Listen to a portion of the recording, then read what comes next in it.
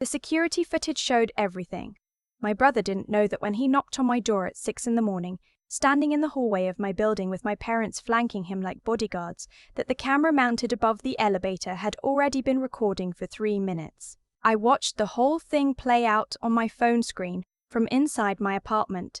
The live feed from the app I'd installed 2 months earlier after my coworker's car got broken into in the parking garage. I hadn't installed it thinking I'd ever need it for something like this. But then again, I never thought I'd be hiding behind my own front door from the people who were supposed to love me most. Let me back up. I was 19 when I left home. My brother. I'll call him by what he was to me, which is the person who made my childhood a slow, quiet disaster. Was 23 and had just graduated from college with a business degree our parents had fully funded, an apartment they'd co-signed, and a lease on a car they were quietly helping him pay for while I worked 25 hours a week at a diner to cover my own senior year expenses. I didn't resent that at the time. Or I told myself I didn't. There was a version of me that had decided early on that the fairest thing I could do was stop expecting fairness. The breaking point wasn't dramatic. That's the thing nobody tells you about the moment you finally leave. It's usually something small. For me, it was a Tuesday in March. I'd come home from a double shift, smelling like syrup and coffee grounds, and I found my laptop open on the kitchen counter. My brother had borrowed it without asking, which wasn't new, but this time he'd also gone through my financial aid documents, my bank account statements, and a spreadsheet I kept tracking my savings. He hadn't even closed the tabs. When I asked him about it, he said he was just curious. When I told my parents, my mother said I shouldn't leave sensitive documents where anyone could find them. And my father said my brother was probably just trying to understand money better, and maybe I could share some tips. I moved out 6 weeks later. I took what fit in my car and I drove to Cincinnati, where my college roommate had an apartment and a spare bedroom, and no attachment to anyone in my family. I was 31 when they found me. By then, I was living in Charlotte, North Carolina. I had a 2-bedroom apartment on the 14th floor of a building with a doorman and a gym. I used exactly 4 times a year. I worked as a forensic accountant for a mid-sized firm, the kind of job where people's eyes glaze over when you explain it at parties. But what it actually means is that I find fraud. I follow money that doesn't want to be followed. I find the places where numbers lie and I make them tell the truth. I was good at it. My supervisor had told me twice, unnervingly good at it. My brother had apparently not considered this when he decided to embezzle $340,000 from the marketing company where he'd worked for 6 years. I didn't know any of that yet when my phone buzzed at 5:47 in the morning on a Saturday in October. I was barely awake. I'd been up late the night before finishing a report, and I was in that shallow half-sleep where you're aware of the room, but not quite in it. The buzz pulled me out. I assumed it was a work notification. Sometimes the system flagged things overnight. But when I picked up my phone, it was the security camera app. Motion detected. Hallway outside door. I opened the feed. My brother was standing in front of my door in a grey zip-up hoodie. My parents were behind him. My mother had her purse clutched against her side like she was in an airport. My father was looking at his phone. I sat up slowly. I didn't move. I just watched them on the small screen, 3 people who had once been my entire world, standing in the hallway of a building they had no business knowing about. My brother raised his hand and knocked. I didn't answer. He knocked again, louder. He leaned close to the door and said my name, my actual name, not a nickname, in the way you only say someone's full name when you mean business, and said he knew I was home, that my car was in the garage, that they'd driven from Columbus, that it was important. I didn't open the door. I sat in my bed and I watched them on the screen of my phone, and I felt something I can only describe as the specific dread of knowing that the past has finally caught up with the present, and the present is about to get very complicated. My mother started crying. Not hard. Just the quiet, steady kind that she'd always been skilled at deploying in moments where she needed someone to soften. My father put his hand on her shoulder. My brother knocked a 3rd time and said, "Please." I got up, walked to the kitchen, made coffee, and called my lawyer. She picked up on the third ring, which told me she was already awake, which I appreciated. I described what I was looking at. She asked a few questions. Did I know why they were there? Had I had any recent contact with them? Was I aware of any legal matters involving my brother? I said I didn't know, no, and no. She said to keep the door closed, record everything I could, and text her the moment anything changed. Then she said, "You installed that camera 2 months ago, right?" And when I confirmed it, she said, "Good girl," in a tone that was equal parts professional and maternal, and somehow made me feel slightly less like my chest was caving in. I texted her the time-stamped footage. My brother knocked for about 11 more minutes. I know because I was watching the timestamp on the feed. At one point he sat down against the wall beside my door with his head in his hands. My mother kept her hand on his back. My father paced slowly, still looking at his phone. None of them spoke to each other much. They had the quiet, organized energy of people executing a plan, not people in genuine crisis. And that distinction settled into me like cold water. At 6:29, they left. I watched them get into the elevator. I watched the doors close. I stood in my kitchen with my coffee going cold, and I pulled up the contact information for my building's front desk and called to ask how they'd gotten up. The overnight staff member sounded embarrassed. He said a woman, my mother, based on the description, had come to the desk around 5:30 and said she was my aunt visiting from out of town and that I was expecting her. She'd been crying. He'd let them up. I thanked him, kept my voice even, and immediately wrote a detailed email to the building manager. Then I called my lawyer back. She already had information by then, because she was the kind of lawyer who didn't wait around. She told me my brother had been placed on administrative leave from his company 3 weeks earlier, pending an internal investigation. She told me the investigation involved missing client funds totaling somewhere in the range of $300,000, possibly more. She told me his name had come up in connection with at least 2 falsified vendor invoices and a shell account that had been in operation for approximately 18 months.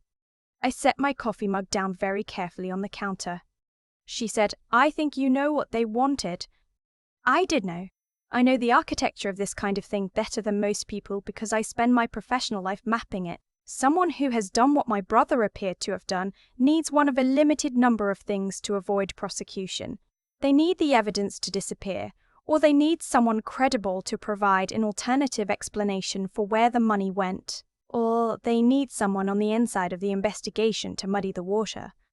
I was none of those things, but I was a forensic accountant with a professional reputation and a decade of experience, and to someone panicking and not thinking clearly, that might have looked like a resource. Or maybe they didn't want my professional help at all. Maybe they just wanted me to keep quiet about something I didn't even know yet that I knew. That thought sat with me for the rest of the morning. Around noon, my phone rang. Unknown number, Ohio area code. I let it go to voicemail. The message was my father's voice, calm and measured in the way he got when he was trying to sound reasonable. He said they hadn't meant to frighten me. He said my brother was in trouble and the family needed to come together. He said there were things he couldn't explain over the phone, but that if I would just meet them somewhere, a diner, a coffee shop, wherever I was comfortable, they could talk like adults. He said he knew I was angry. He said he understood. He said some mistakes were made when I was younger, and he hoped I knew that didn't mean they didn't love me. He said the word family 4 times in 90 seconds. I texted my lawyer the voicemail recording. What I hadn't told her yet, what I hadn't told anyone, because I hadn't fully processed it myself, was that 6 weeks before that morning, I'd received a package. It had been left at my building's front desk with my name on it, no return address, postmarked from Columbus. Inside was a USB drive and handwritten note in my brother's handwriting that said only, "Hold on to this for me. Don't open it, please." I had not held on to it. I am a forensic accountant. I do not receive mysterious USB drives from people with no return address and simply hold on to them. I plugged it into an air-gapped laptop, one with no internet connection, which I keep specifically for situations where I need to examine potentially compromised files, and I'd looked at what was on it. It was financial records, spreadsheets, transaction logs, copies of invoices, Some of the files were clearly meant to look like supporting documentation for legitimate business expenses. But when you do what I do for a living, you see the seams. You see the places where a number has been adjusted, where a vendor name is just slightly wrong, where the dates don't align with the fiscal quarters they're supposed to represent. I'd seen enough in 20 minutes to know that the drive contained what appeared to be both the evidence of my brother's fraud and an amateur attempt to create a paper trail that pointed somewhere else. I'd made copies. I'd written a detailed memo to myself, documenting what I'd found and when I'd found it. I'd stored everything in 3 separate places, and then I'd spent 6 weeks being deeply uncertain what to do next, because the person whose name appeared most consistently as an apparent beneficiary of the misdirected funds, the person whose initials showed up on the falsified documentation, was mine. My brother had tried to frame me. I don't know when he decided to do it. I don't know if it was planned from the beginning or if it was a panic move when the investigation started closing in. What I know is that he'd sent me the drive, presumably hoping I'd either hide it thinking I was protecting him, or open it and become implicated simply by possessing it. Or, and this is the part that kept me up at night, find it and confront him, giving him the opportunity to claim that I'd had the information all along.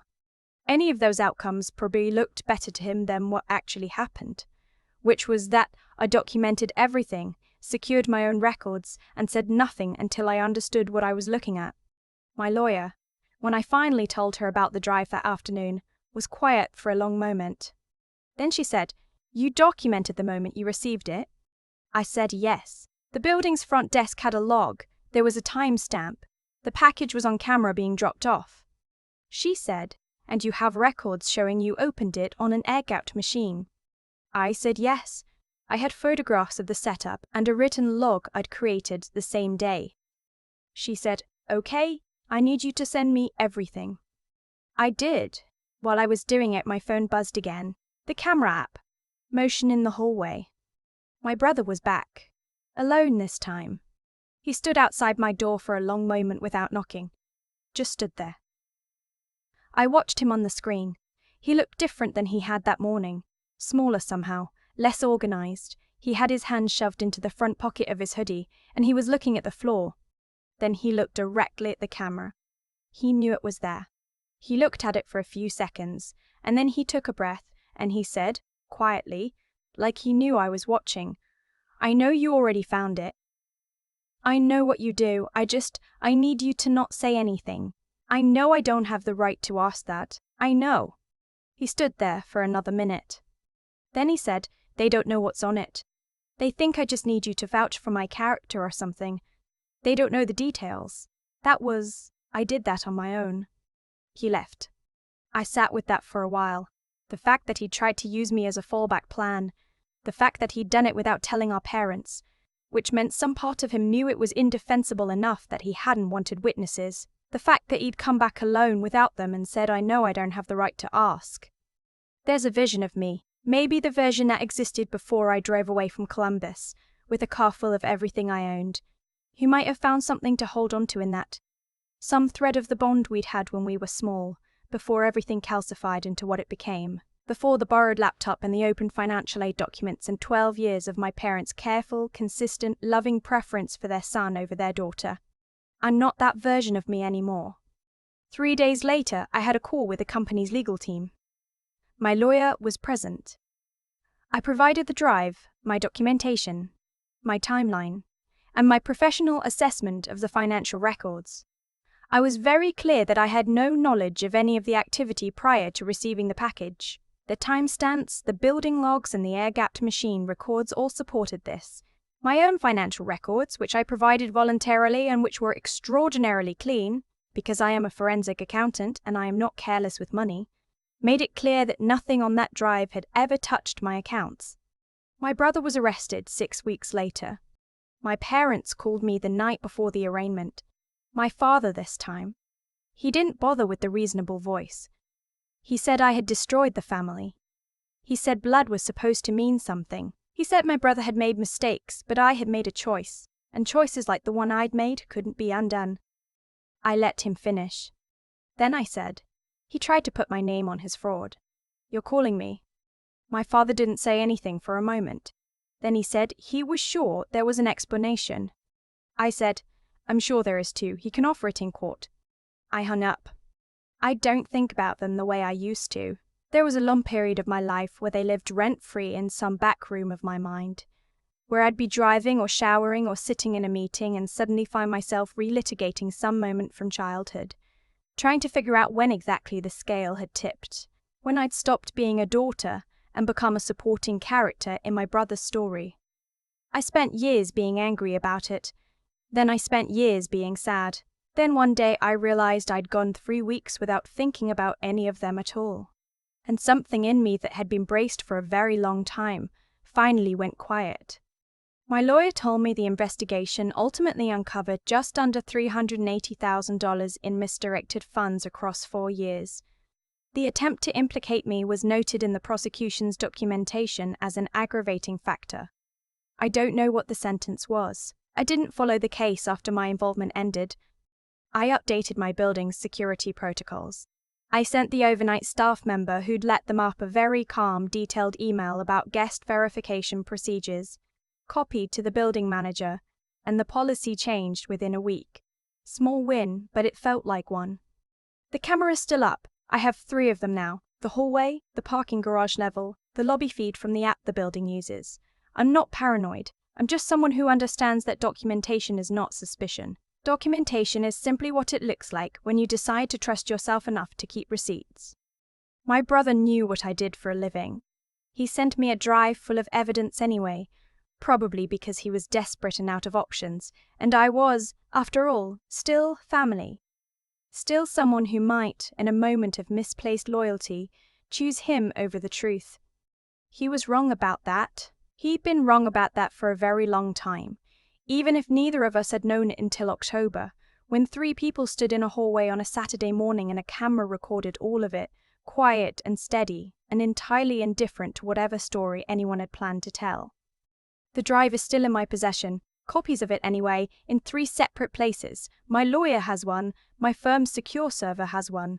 I have one in a fireproof lockbox in my closet, next to my passport and my original lease, and the only photograph I kept from my childhood, not of my family, but of me, at 14, standing in front of a science fair project I'd built entirely alone and placed second with, smiling at the camera like I already knew something the rest of the room didn't. I look at it sometimes. I think she would have been glad to know how it ended. I keep coming back to the USB drive. The fact that he sent it to me specifically, not a friend, not a lawyer, not a storage unit somewhere. Me, his sister. The person he'd watched leave with a car full of clothes 12 years earlier and apparently never stopped thinking of as a fallback option. There's something almost clarifying about that. When someone tries to use you as their escape hatch, they're telling you exactly how they've always seen you, not as a person with a life that matters, as a tool that might still be within reach. I don't say that with bitterness anymore. I used to. For a long time I carried around a version of this story that was mostly about what was done to me. The open laptop, the financial aid documents, the years of being the kid in the house who paid her own way while everyone else's way got quietly paid for them. That version of the story kept me company for a while. It also kept me stuck. What I understand now is that what my brother did and what my parents enabled, probably without ever once naming it as enabling, had a logic to it. Not a moral logic, a causal one. Every time someone is never held accountable, they learn that accountability is optional. Every time a family protects one person from consequences, they're teaching everyone in the house a lesson about how the world works. My brother learned that he could take what wasn't his and someone would smooth it over. He learned that for 20 years. Then he ran out of runway and he looked around for someone to smooth it over one more time, and he looked at me. What he didn't account for was who I'd become in the years since I left. I didn't become a forensic accountant by accident. I didn't spend a decade learning how to follow money that doesn't want to be found, how to read a spreadsheet like a map of someone's intentions, how to hold a complicated truth study in my hands without flinching. I didn't build any of that by accident.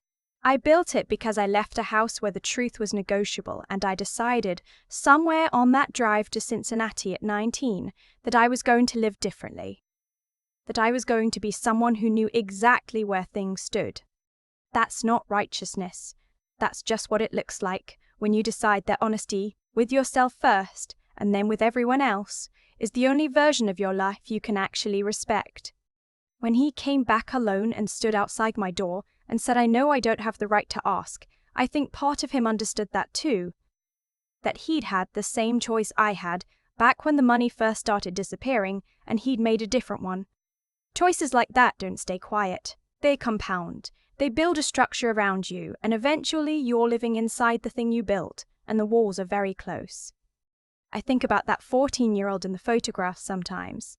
Science fair project, second place, smiling like she already knew something. What she knew, I think, was that she was going to have to figure most of this out alone. What she didn't know yet was that alone wasn't the same as without resources. That the most durable thing you can build is your own judgment, your own ability to look at a situation clearly, to act with integrity even when no one is watching, to keep going when the people who should have been in your corner decided a long time ago to stand somewhere else. She figured it out. It just took a while, and a USB drive, and a camera in a hallway, and 12 years of showing up for herself before she ever had to show up in a situation like that one. I think she did okay.